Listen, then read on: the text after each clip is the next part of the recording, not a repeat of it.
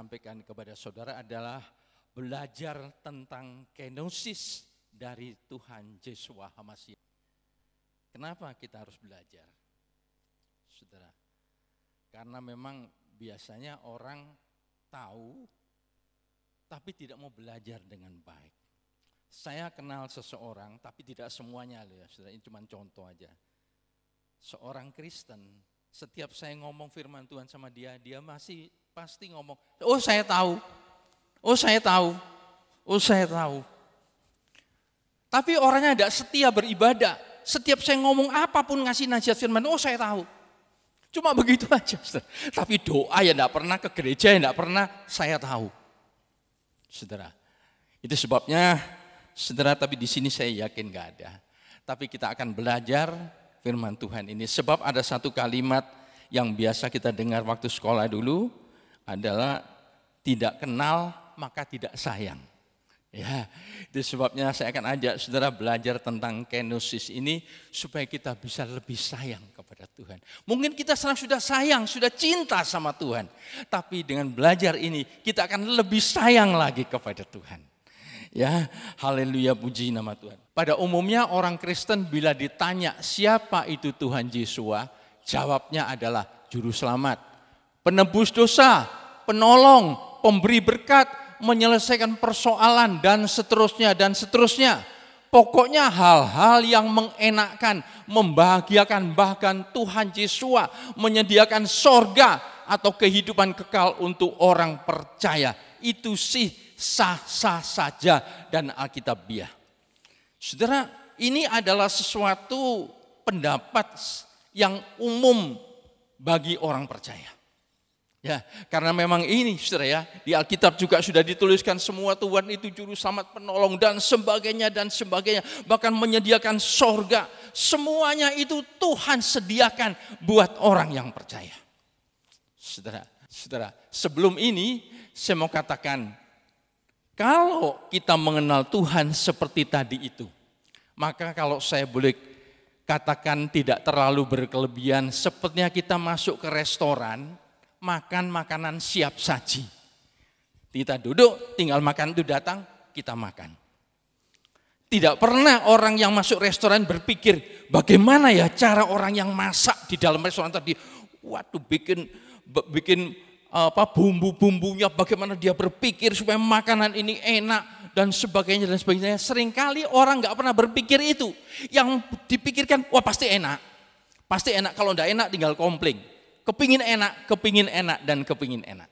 Itu biasanya yang terjadi, saudara ya. Seperti siap saji. Dan banyak orang Kristen melihat Tuhan semacam itu, seperti makanan siap saji. Semuanya enak, pokoknya sama Tuhan enak. Tapi sekarang kita akan belajar bagaimana Tuhan berjuang supaya manusia itu menjadi enak. Saudara ya, menjadi berbahagia. Itu tidak salah loh ya, saudara, berbahagia tidak salah. Karena itu dituliskan firman Tuhan. Cuma sekarang kita belajar sesuatu yang lain. Bagaimana perjuangan dari Tuhan Yeshua sehingga manusia itu nantinya akan mencapai satu kebahagiaan. Bahkan saudara, masuk dalam kehidupan yang kekal. Filipi pasal 2 ayat 5 sampai dengan 8. Ya, saya bacakan, saya membaca dari LAI. Saudara ya, hendaklah kamu dalam hidupmu bersama menaruh pikiran dan perasaan yang terdapat juga dalam Kristus Yeshua, yang walaupun dalam rupa Elohim tidak menganggap kesetaraan dengan Elohim itu sebagai milik yang harus dipertahankan. Nah, ini ayat yang ke-7, melainkan telah mengosongkan diri atau kenosis, mengosongkan dirinya sendiri dan mengambil rupa seorang hamba dan menjadi sama dengan manusia. Saudara, pada ayat yang ke-7 dikatakan Yeshua mengosongkan dirinya. Heauton ekenosen. Dari kata inilah terbangun konsep pengosongan diri dari Tuhan Yeshua. Heauton itu sendiri atau himself itu adalah kalimat tunggal, berarti kenosis itu dilakukan oleh Tuhan Yeshua sendiri. Saudara, tidak ada yang lain yang bisa menyuruhnya, hanya Tuhan Yesus sendiri. Ekenosin atau dari kalimat kenoo di dalam expository dictionary artinya to make empty. Dia membuat dirinya sendiri kosong. Itu sebabnya Tuhan Yesus bisa disalib. Kalau Tuhan Yesus tidak mengosongkan dirinya sampai kapanpun dia tidak akan pernah bisa disalib. Sebab dia itu maha kuasa, saudara ya. To make empty. Ini yang menyebabkan dia bisa berkorban untuk kita sekalian. Tadi nyanyian sudah banyak dikatakan. Karena pengorbanannya yang luar biasa. Itu karena sifat kenosis. Merendahkan diri dari Tuhan Yeshua HaMashiach. Dalam kalimat yang lain, Yeshua made himself of no reputation. Dia rela kehilangan hak dalam hal apa saja. Itu semua karena kasihnya kepada manusia. Hal itu tidaklah mudah. Saudara sekalian, meskipun dia maha kuasa, memiliki semuanya di dunia ini. Saudara, tapi untuk menjadi kenosis itu tidak mudah. Saudara, untuk mati bagi manusia berdosa itu tidak mudah. Kenapa? Kenapa kok bisa tidak mudah? Sekarang kita akan melihat di sini. Kenosis adalah kasih dan perjuangan. Ini dia. Jadi di dalam kenosis itu, di dalam Tuhan merendahkan diri itu ada perjuangan. Bapa Yahweh Elohim. Dimulai dari Kejadian 3 ayat 15, coba kita baca.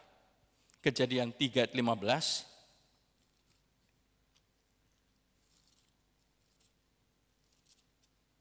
Saya bacakan untuk saudara.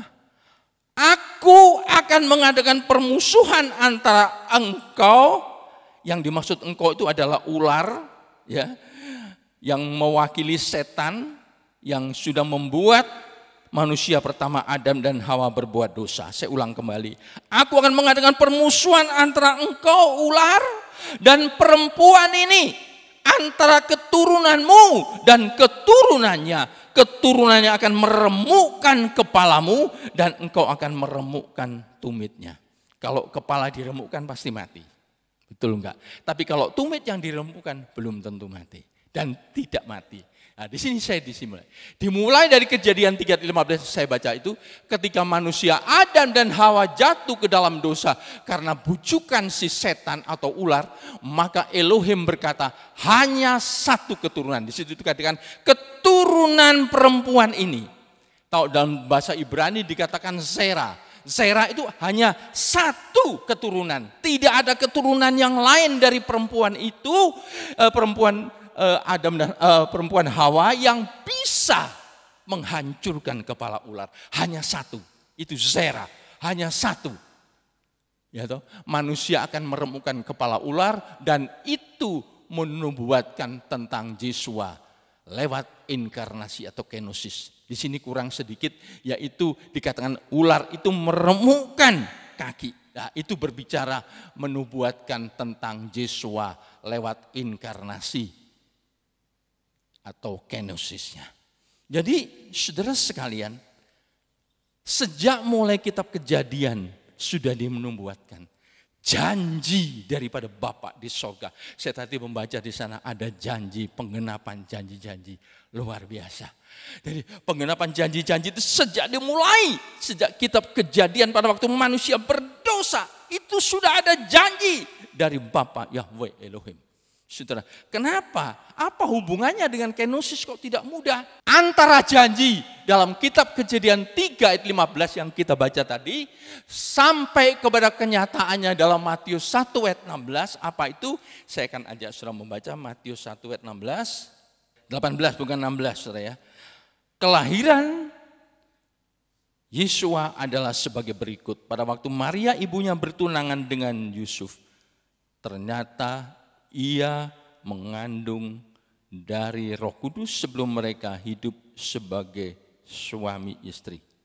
Saudara, kita lompat ayat 21 lebih dulu. Ia akan melahirkan anak laki-laki dan engkau akan menamai dia Yeshua, karena dialah yang akan menyelamatkan umatnya dari dosa mereka.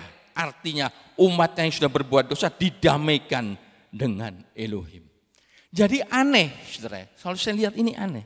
Kalau orang yang bersalah itu harus minta maaf kepada orang yang dia anggap dia sudah menyalahi orang itu.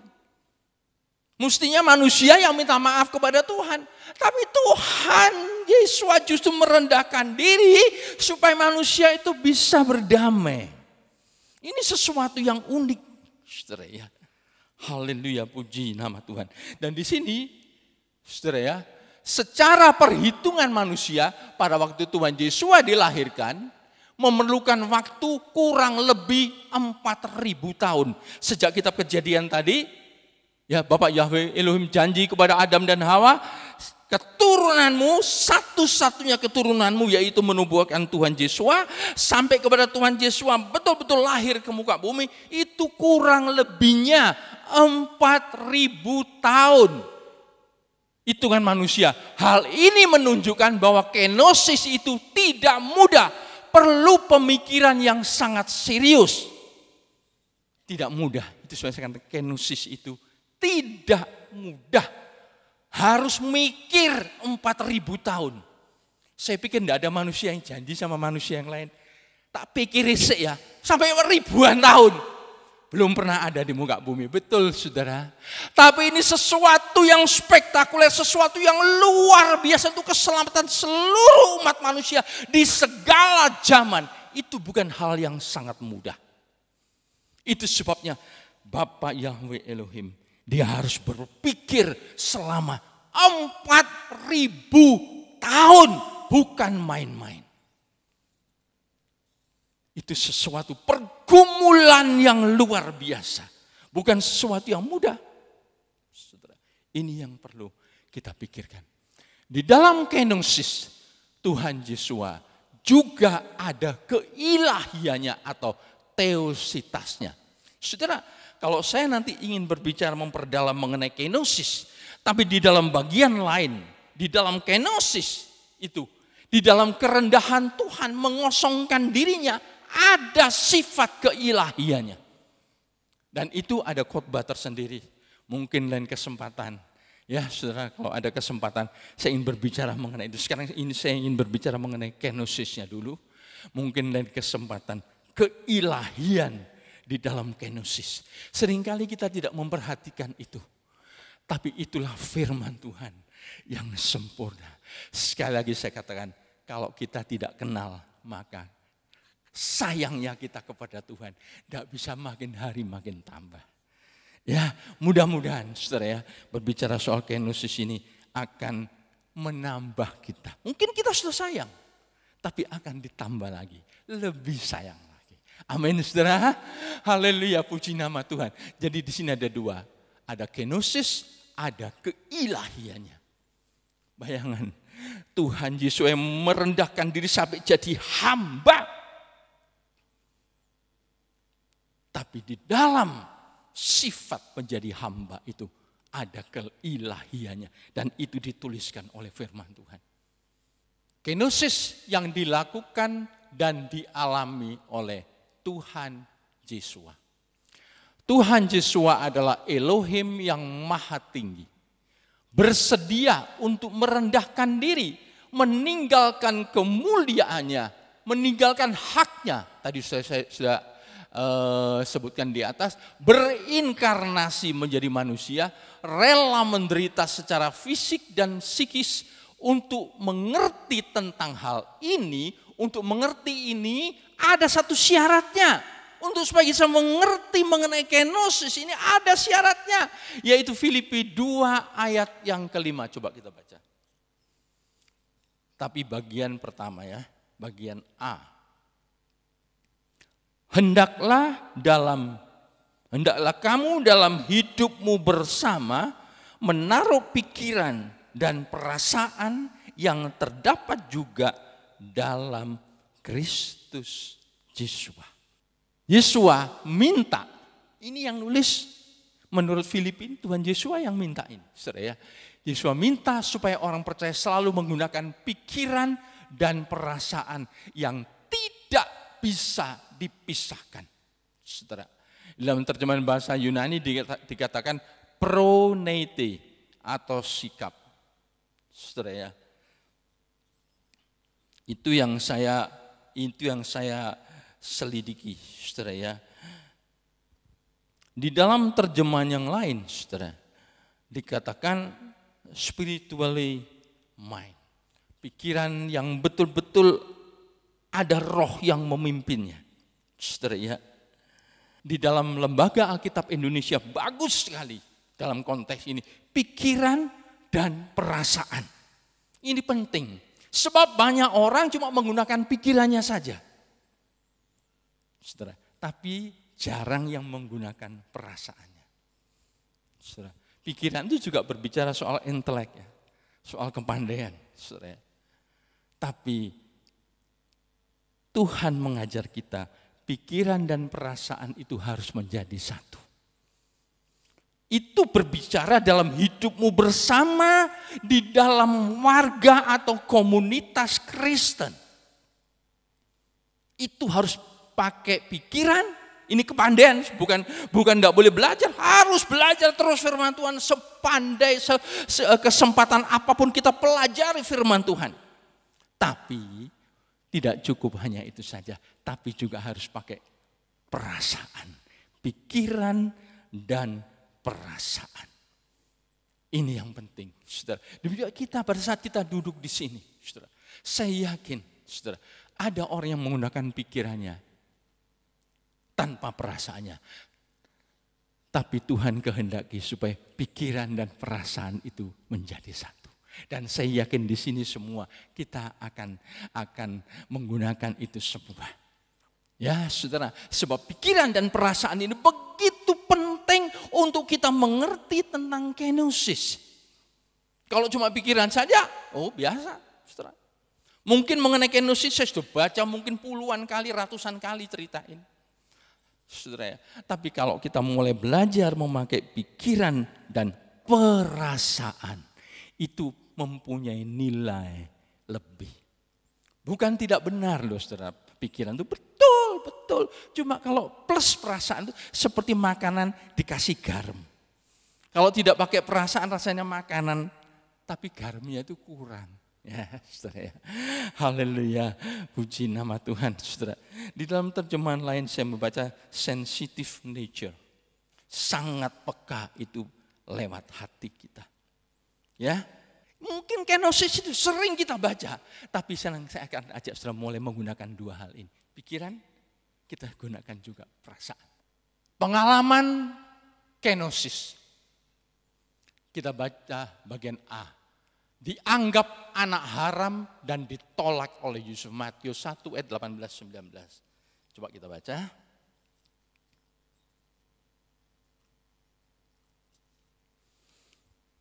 Tadi sudah dibaca ayat yang ke-18 ya. Serang 19 saya baca. Karena Yusuf suaminya seorang yang tulus hati dan tidak mau mencemarkan nama istrinya di muka umum, ia bermaksud menceraikannya dengan diam-diam.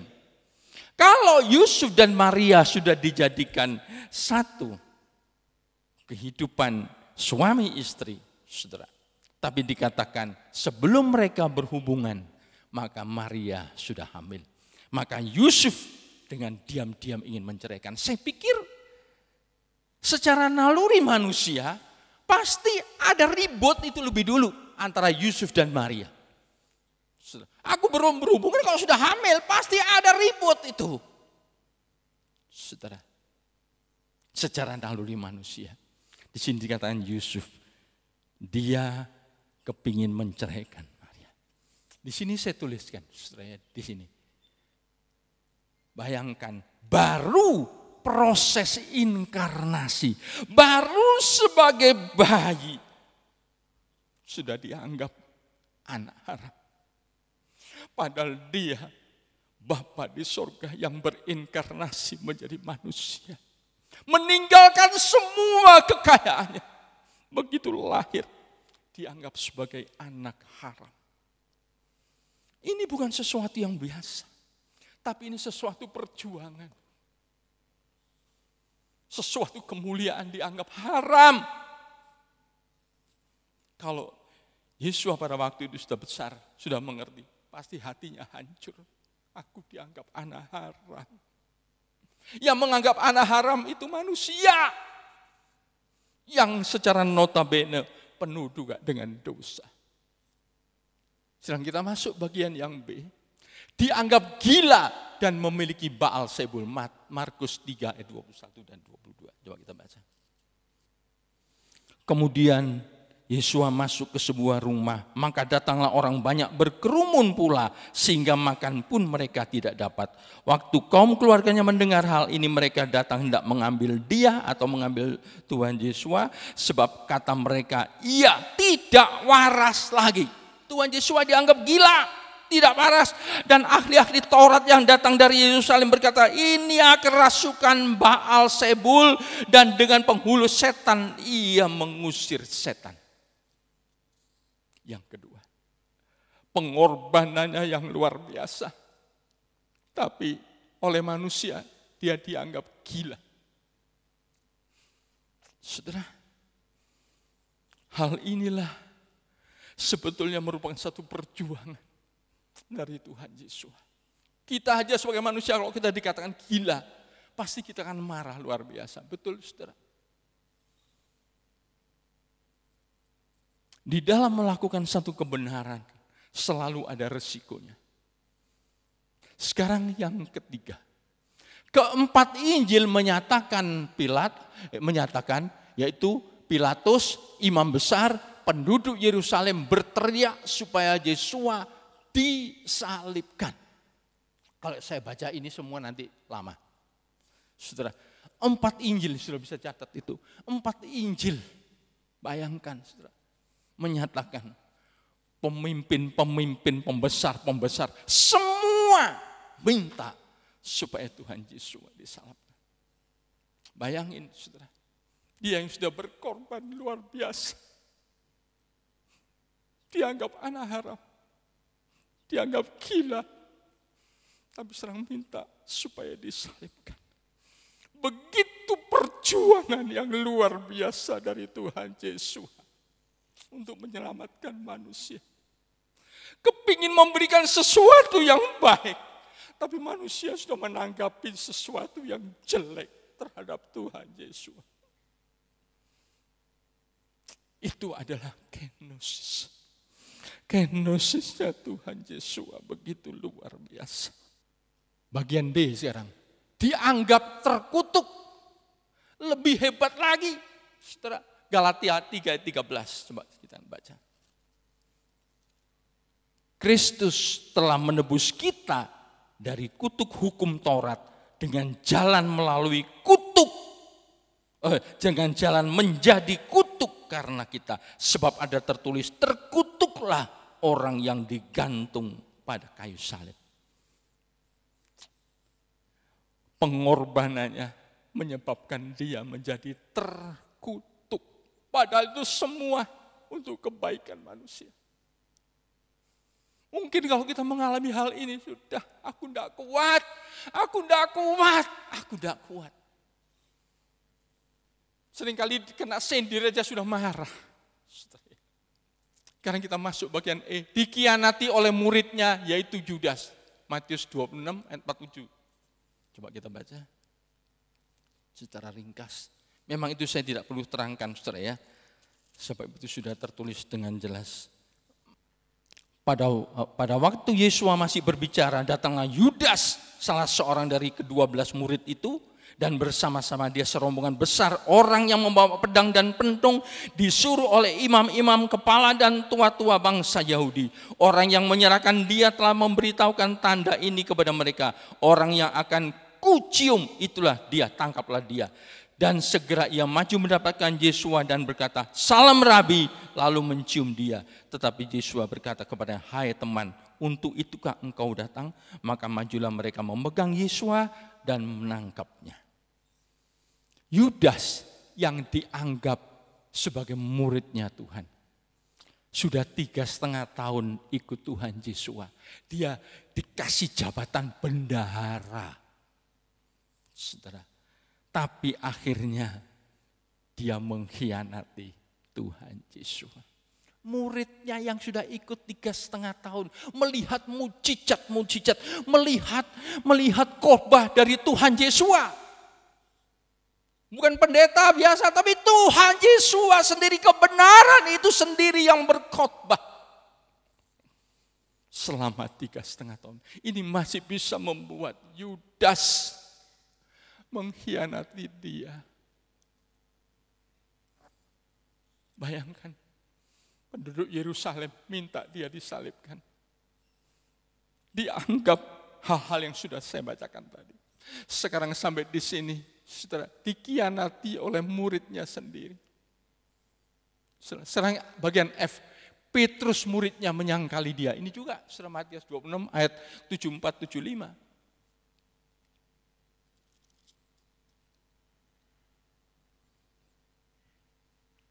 Maka mulailah Petrus mengutuk dan bersumpah, aku tidak kenal orang itu. Yang dimaksud adalah Tuhan Yesua.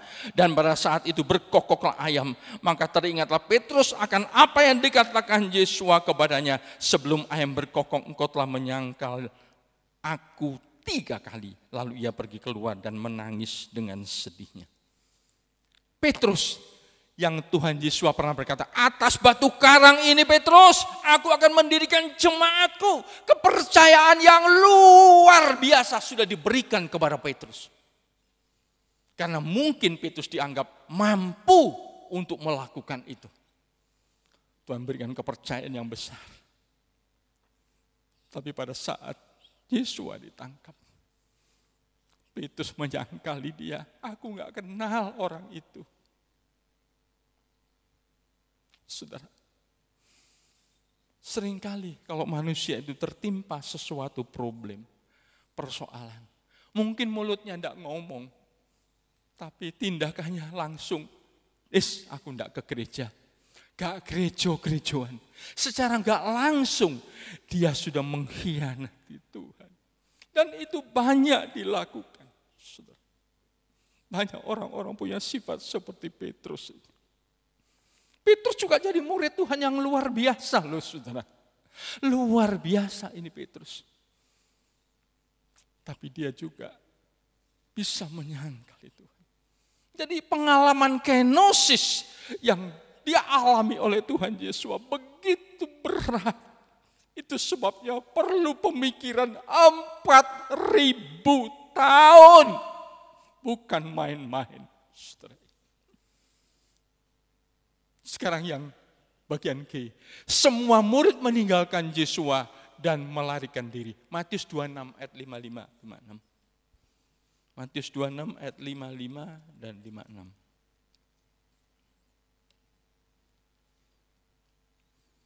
Pada saat itu Yesua berkata kepada orang banyak, sangkamu aku ini penyamun, maka kamu datang lengkap dengan pedang dan pentung untuk menangkap aku. Padahal tiap-tiap hari aku duduk mengajar di bait suci dan kamu tidak menangkap aku. Akan tetapi semua terjadi supaya genap yang ada tertulis dalam kitab nabi-nabi.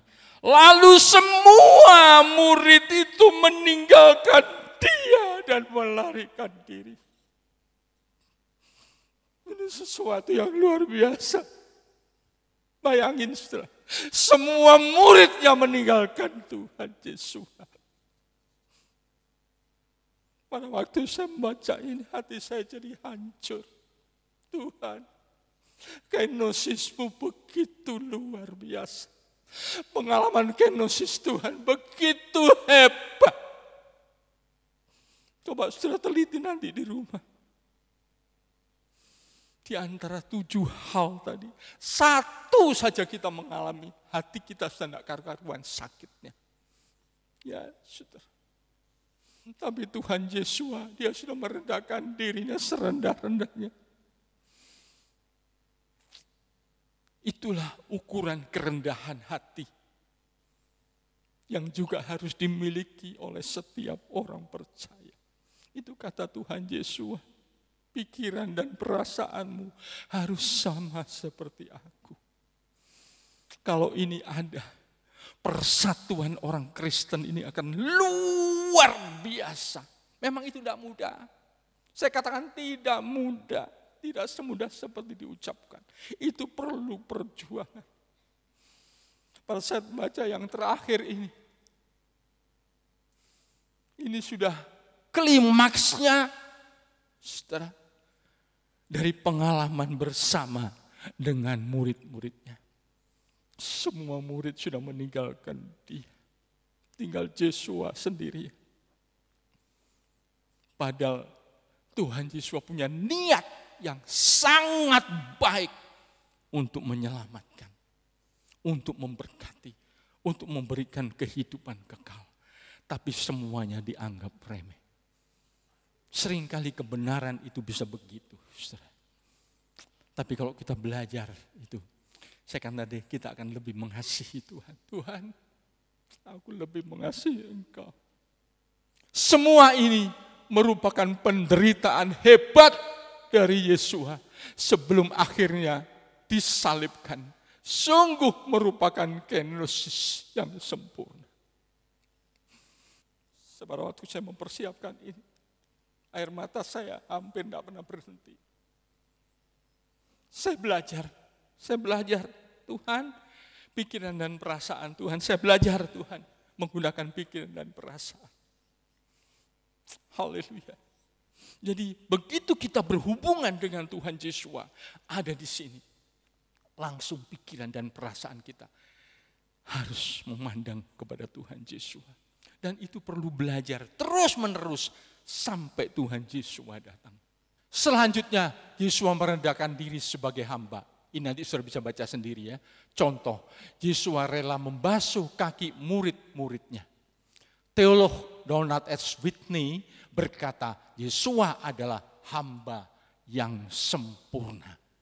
Memang saudara, Tuhan Yesua juga sudah membasuh kaki murid-muridnya. Dia sungguh-sungguh luar biasa. Dia yang empunya jagat semesta alam. Dia rela turun untuk membasuh kaki-kaki muridnya yang notabene adalah orang-orang yang berdosa. Ini sesuatu yang berat sebetulnya. Dan dalam keadaan sebagai manusia ia telah merendahkan dirinya dan taat sampai mati, bahkan sampai mati di kayu salib. Dikatakan ketaatannya sampai mati di kayu salib atau kenosisnya, tidak ada komplain dari Yesua kepada Bapa di sorga atas segala yang sudah diteritanya. Luar biasa, coba kita baca Matius 26:39. Matius 26:39. Maka ia maju sedikit, lalu sujud dan berdoa. Ia yang dimaksud adalah Tuhan Yesua, katanya, ya Bapakku, jikalau sekiranya mungkin biarlah cawan ini lalu daripadaku. Cawan itu adalah penderitaan, tetapi janganlah seperti yang ku kehendaki, melainkan seperti yang engkau kehendaki. Ini menubuatkan ini. Tidak ada komplain sama sekali. Saudara, Matius 26 ayat 39, tidak pernah ada komplain. Ini mengajar kita pada saat kita menghadapi masalah di dalam kehidupan. Sebab di dunia ini masalah demi masalah pasti akan ada. Saudara, jangan sampai kita mengeluarkan kalimat komplain kepada Tuhan. Tuhan, aku sudah ke gereja, aku sudah melayani Engkau, aku sudah memberikan perpuluhan, aku sudah begini, aku sudah begini, aku sudah. Kenapa Tuhan kok begini? Tuhan Yesua, dia mengalami sedemikian hebat penderitaannya. Dia berkata kepada Bapa, biar kehendak-Mu Tuhan yang jadi, biar bukan kehendak-Ku. Kalau kita sebagai orang percaya, kita punya rasa seperti ini. Kerohanian kita akan kita punya kerohanian yang begitu berkualitas. Tidak pernah menderita, tidak juga menyalahkan manusia. Namun banyak orang Kristen suka menghakimi atau menyalahkan sesama yang seharusnya didoakan dan dinasihati. Itu yang sering terjadi. Tapi pagi hari ini biar kita mau belajar seperti Tuhan Yesua. Yesua kembali kepada kemuliaan dan kemenangan. Filipi 2 ayat 9-11. Kita baca.